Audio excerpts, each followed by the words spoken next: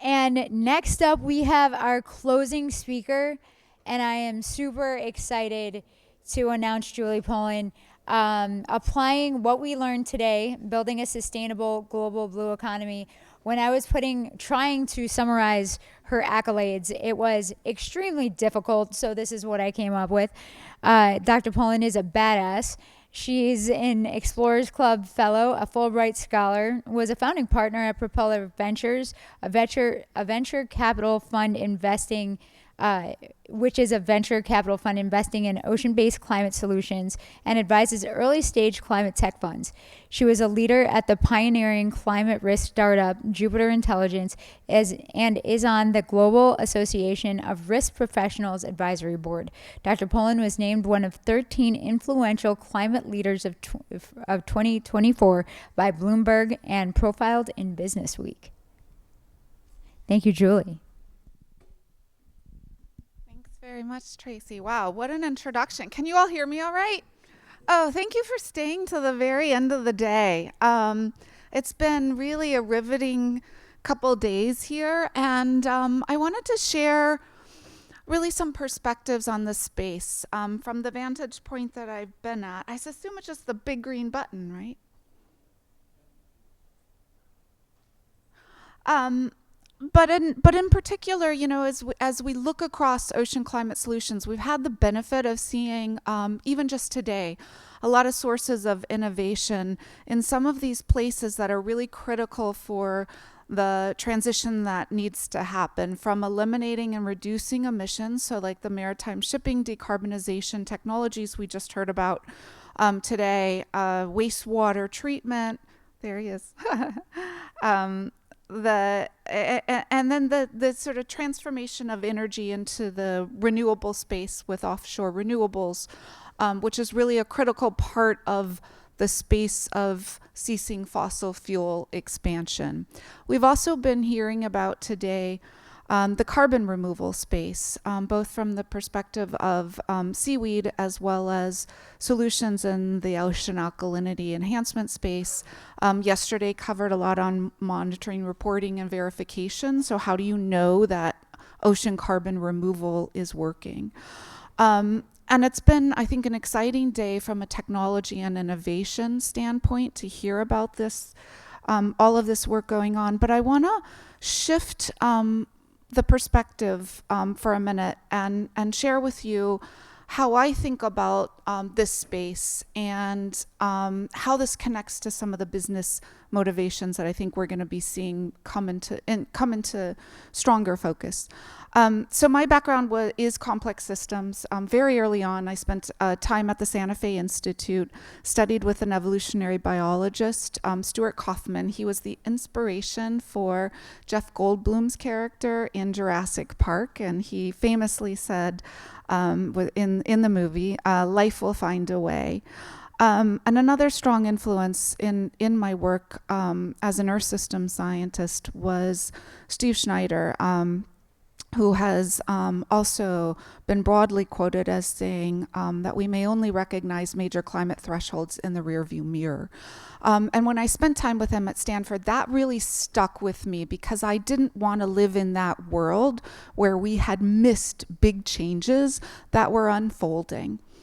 And so, from a business standpoint, I was really struck by this report that came out last year from the World Economic Forum, where they asked business leaders to rank global risks. And on the left, you see what influential business leaders thought would be there on the 2-year time horizons, the things they would be preoccupied by that could disrupt or derail their business. On the right, you see the same thing, but on the 10-year time horizon, what they thought would be the global risks they would be most focused on. And so you see that the top 4, all in green, are all related to climate change. It's extreme weather events, critical changes to Earth systems, biodiversity loss, and ecosystem collapse. And then the 4th is natural resource shortages. And even some of the ones on the bottom, like pollution and migration, all have a tie back to climate. And what I want to submit to you today is actually these changes are really anchored in ocean changes. And the ocean is changing most profoundly underfoot right now. This is work from really the phenomenal climate communication organization, Climate Central.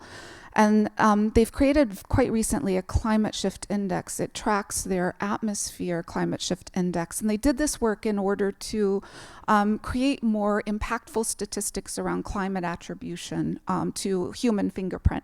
And so they took this next step and did this for the ocean warming. And so you see, this is just on one given day. This was March 8th of this year. I did a screenshot from the site. And the change in likelihood of these temperatures across this whole swath of the planet's oceans is greater than 10x, sometimes 100x in so many places of the planet on just a random day. Now, for the atmosphere, you don't reach any of these types of, 10x, 100x more likely, except when you get into atmospheric heat waves.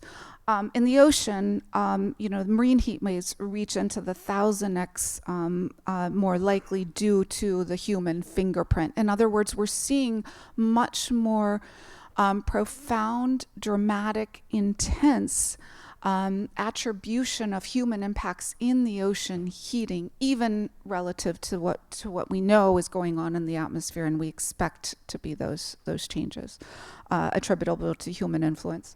So what does this mean for the ocean? What does this mean in how the ocean and atmosphere communicate with each other? Well, so overall, we heard about today the increased stratification of the ocean from warming, but that's actually also happening in the atmosphere. And so what you see is much more of a focus on the region where the ocean and atmosphere communicate, and then intensification in those interaction processes. It's something I studied my whole career as an air-sea interaction specialist of both the ocean and atmosphere, on my way to being an Earth system scientist.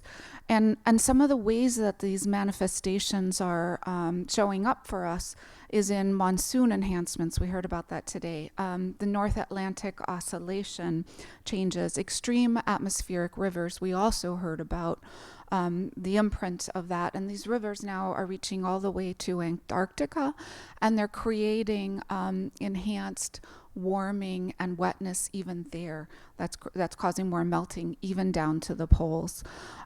We see the Mediterranean amplification that has also a tie back to the ocean that's creating warmer and drier conditions in the Mediterranean. Tropical cyclone intensification, it was the destruction of my field site in the Philippines in 2018 when I was a Fulbright visiting professor, that due to super typhoons, that really was my wake-up call to move from academia to work more directly on climate risk and lead the early product development for a climate risk startup. But it wasn't just the physical damage that was happening in the Philippines. I was teaching graduate tropical meteorology to an incredible group of students. I don't know why I was teaching tropical meteorology to these students who had grown up in that region and knew way more about the tropics than I did. But what we did forge was a really deep bond, and they shared with me how sad they were about the changes they were seeing in their home country. It's a country I came to love, and then later realized the statistics were showing just how affected the youth are by climate change. And the Philippines youth, not just the country itself is the most impacted by climate change, but leads the list. But there was a recent study on the mental health of young people in the Philippines. Greater than 50% of the youth express sadness around climate change, and something like 75% of them find it paralyzing at times. So the Philippines leads the pack in terms of the impacts on the youth. We also see things like, of course, strengthened and more frequent El Niños in a warming world. And this is a pretty persistent and really impactful pattern that will reverberate around the globe, with a recent paper showing economic losses expected in the trillions for each event. And when you look especially out on the long tail, multiple years, 10 years out after these extreme El Nino events. So these will have economic implications for all of these types of extreme events that are anchored in changes in the ocean. Um, those were the episodic, the intense events. But even just when you look at the background state of the ocean parameters, this is a paper from colleagues of mine where I did my PhD at Oregon State University. And what they computed looking at the IPCC models is they calculated a quantity that they called the Ocean Novelty Index. So they looked at how different are the conditions in the ocean relative to the past, like 75 years ago. And what they found is that greater than 45% of oceans, these large marine protected areas, will see new conditions by 2060, and it goes up to 85% by 2100. And the ones that are most exposed to novel conditions are, no surprise to this audience, the tropics and the Arctic.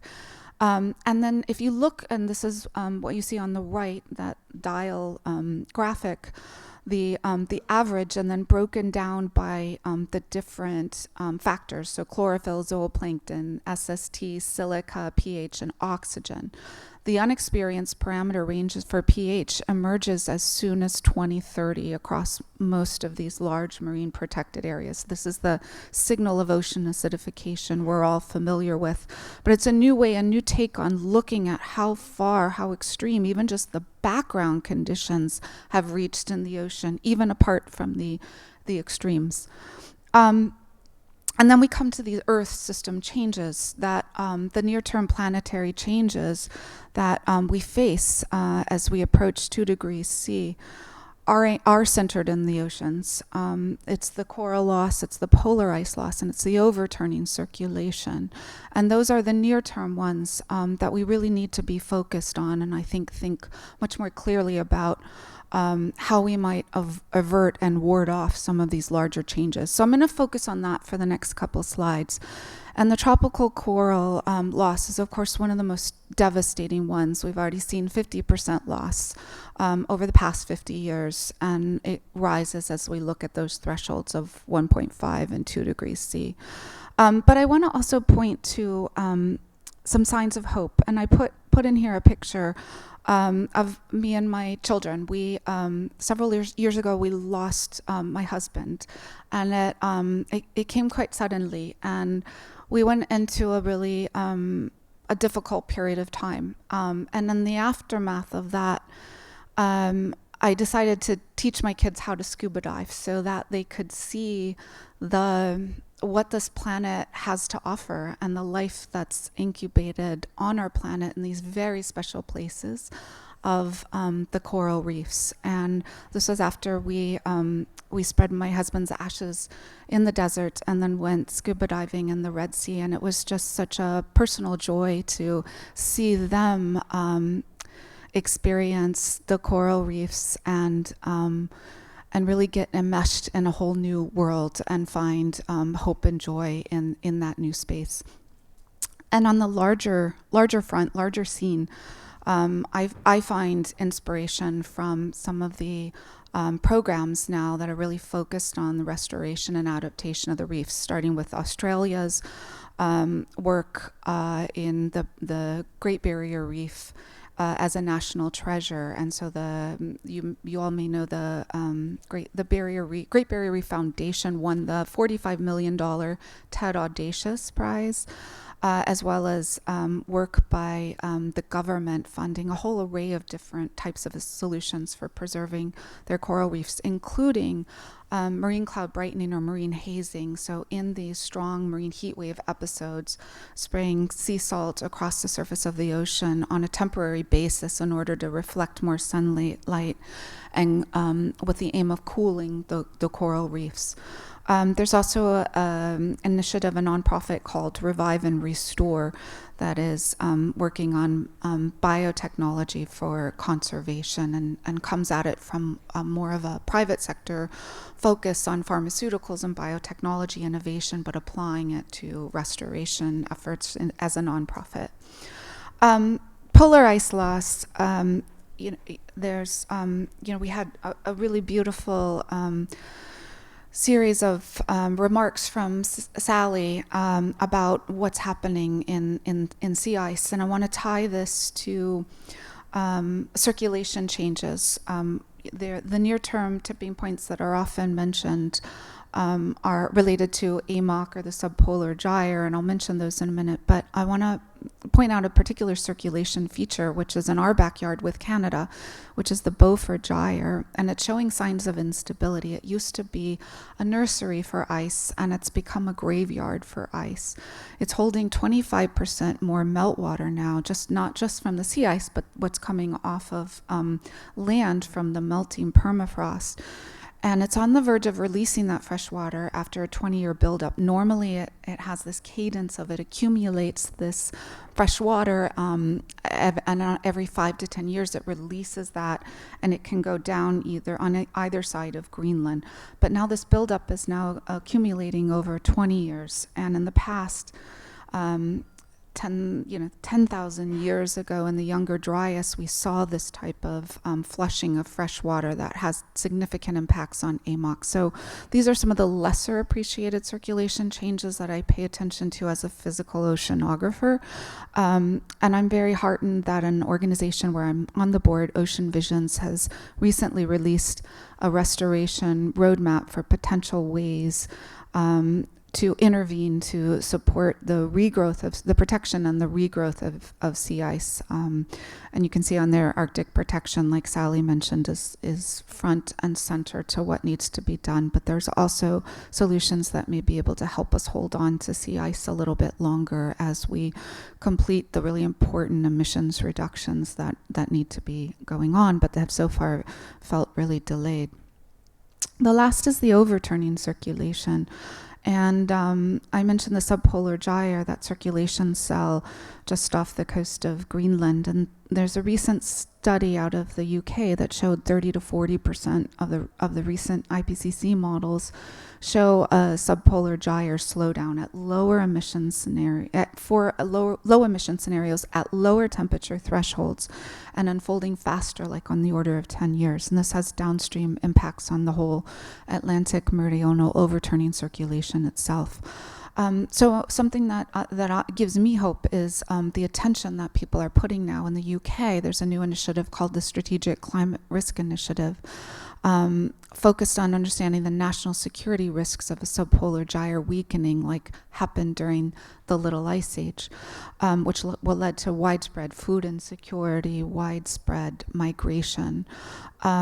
And there's also in the UK, the government funding for the Advanced Research and Innovation Agency has 2 projects focused on climate tipping points of the Greenland ice sheets and subpolar gyre in terms of looking for early warning signs and forecasting of these, as well as a more proactive climate cooling program to understand what sort of technology steps, capabilities could be taken to stave off some of these larger changes that would render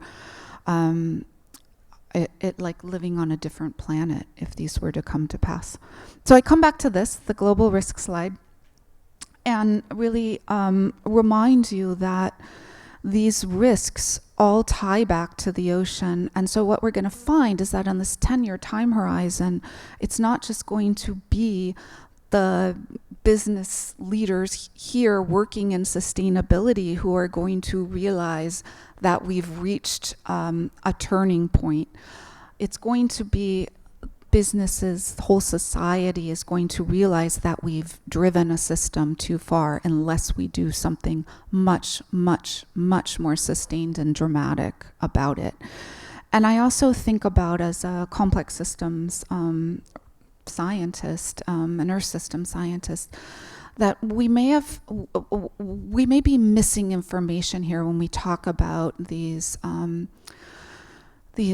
parts of the Earth system as being triggered by threshold changes. You know, we reach 2.0 or 3 degrees C and these changes all of a sudden happen. My experience with complex systems is that it could actually be rate changes. It could be the rate of ice loss that tips the system into a different behavior or a state shift, and that it's also actually the interaction between them that can create an amplifying effect. So the way that ocean circulation and stability can drive more heat waves, for instance, and polar ice loss can amplify ocean circulation and stability, and these all start cascading into deoxygenation and acidification events.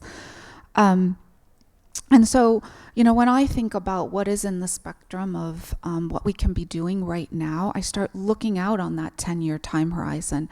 And I think, what are the technologies and innovation that we're going to be need to have at our disposal on those longer range time horizons that where may not necessarily find support in the traditional startup funding and mechanisms that we normally think about. And how do we draw in the entrepreneurs and talented engineers and get them focused on these hard, really gnarly problems? I want to draw attention to one example of a new company called New Atlantis that's focused on valuing ocean capital in the space of bioprospecting that was mentioned earlier today in the Blue Economy talk about NOAA's efforts in these areas. And this is a very special company because they're taking a more holistic approach to the omics and eDNA and putting it into the context of how can we use that information in order to help us understand what are all these really interesting evolutionary pathways that life has gone down in the ocean, starting at the inception of life and now the continuation of the life force that's centered in our oceans. And I'm very excited about the potential to provide more money back to the marine protected areas. The company partners with governments and small island nations with the ownership of all the IP being in the countries, and they provide a repository for the data. And so when I think about this full spectrum of ocean climate responses, we saw on the what I presented on the left before, but I also think that we have to start thinking out to the right as we think about these future changes and try to ward them off. And we look at how the aerosols, the really important regulations by the International Maritime Organization to reduce sulfur dioxide emissions over the ocean from shipping have also had this effect of reducing aerosols, which sulfur dioxide is, but that had a positive role in actually cooling the planet. So are we going to soon be in the position we have to think about how do we replace that aerosol effect and do it in as natural a way as possible, and using some of the approaches and techniques that the planet herself has fielded over time, but just they don't take effect as quickly as we need them to take effect. I also think I wrote a article in Scientific American a couple years back about the profound loss of oxygen in our oceans and how that just keeps unfolding even if we halt emissions. And we may be in a position where we have to think about how would we reoxygenate the waters. I don't know what that solution space looks like. I put a few question marks down at the bottom, but I think we need to start thinking more broadly about not just what we need to be doing, but actually what may be in the realm of the possible, and get really, really creative about it.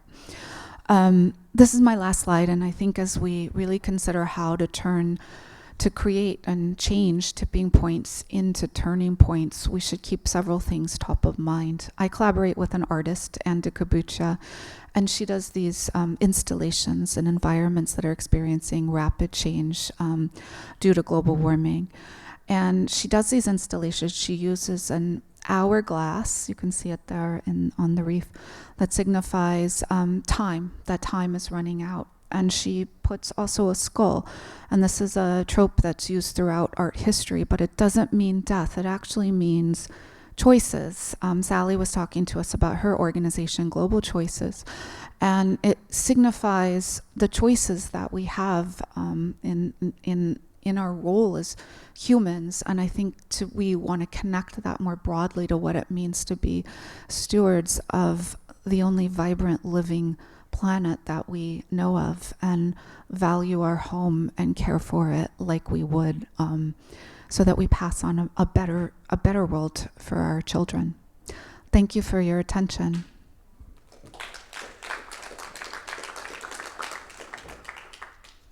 Any questions?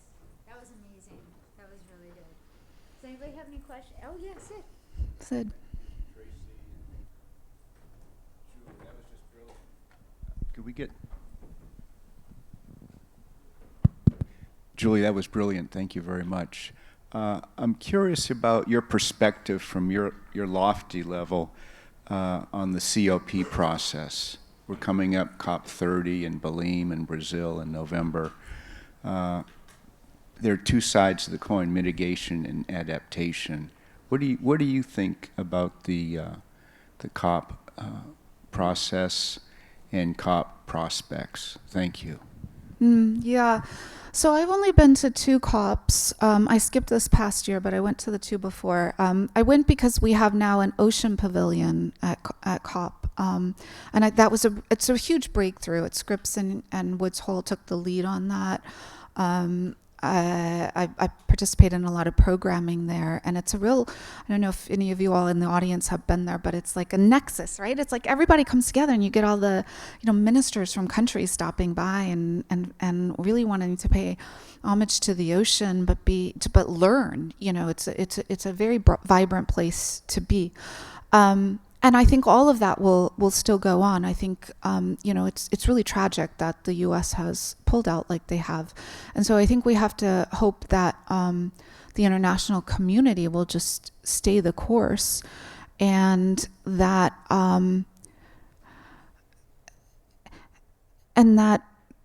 there's more centrality of a focus on the oceans and the Earth system.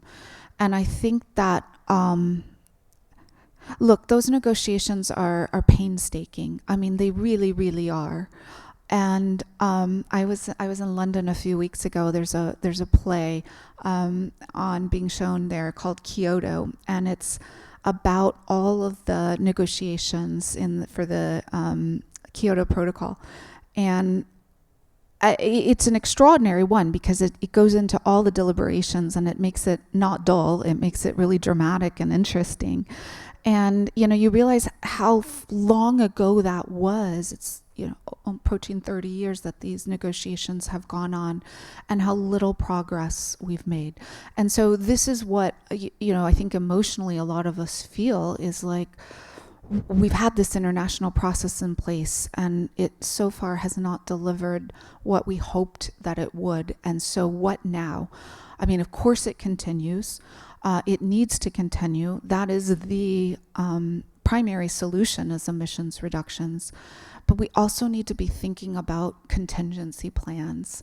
And this is where my mind goes now when I think about those out years and experiencing the personal loss that I have felt. I mean, when you lose something you love, you don't want anyone else to experience that. And I don't want anyone else to lose these ecosystems and these habitats that we love, and that's our home planet.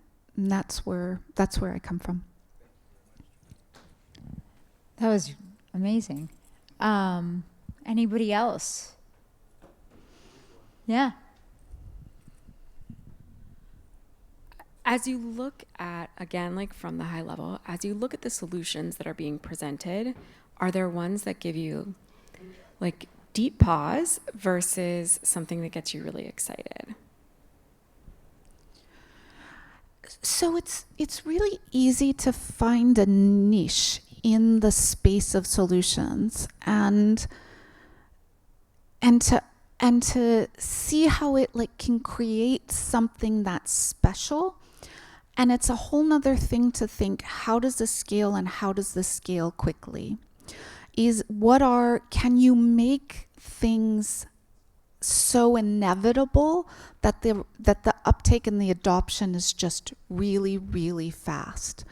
And so I think about that, like how do you create unstoppable momentum around the solutions? And I think partly it's a question of, people appreciate what these solutions are meant to accomplish and that there's sort of broader societal recognition of what needs to happen. But when you look in particular in the ocean space, I think that one of the areas where we're going to need to be paying more attention to and seeing more innovation is in the carbon removal arena, because the oceans have the capacity to do more sustained carbon removal, and the solutions we have right now are actually quite limited. I mean, when you think about, most of them are in the range of $1,000 a ton, and we really need to be getting that down to $100 a ton. And I'm excited to see what comes forward, because you start to see more solutions that hew more closely to what nature does. And I think that that's where we're going to see a lot more of the innovation happen. It's not going to be these, really complex machinery. It's going to be much more simple advances in material science that can render something that just unlocks a problem set, and then it becomes, easier to propagate out. Yeah. Great presentation. And I've got a lot I want to talk to you about, but I want to plant this seed. Imagine if proper composting happened by all of us that could breathe oxygen and eat, especially in developed countries. I think we've done the math. I think that's it. The key word there was proper. So this is, if they eat and breathe, they can participate in composting. But it's got to be done right, or we create methane, and we don't get it. So that's more like community. How do we make that go viral, right? I think the math says in 10 years we could reduce the 40-year CO2 back, and then nature can be good. Yeah. So that sort of adoption, how do you That's get low cost, no skill. How do you get that quickly? Like, how do you get that? How do you get it to go quickly? You all have been so kind to stay till the very end of the day. Sally, what you got?